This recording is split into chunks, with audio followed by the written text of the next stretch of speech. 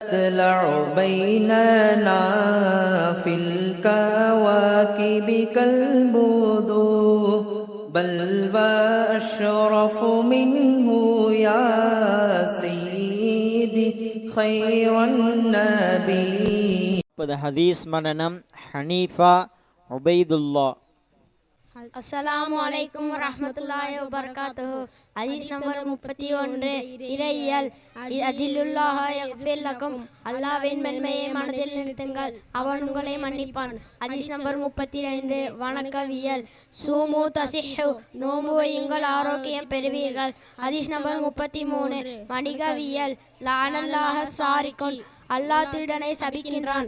ஹதீஸ் நம்பர் 34. வாழ்வியல். லா துமாரி அஹாக.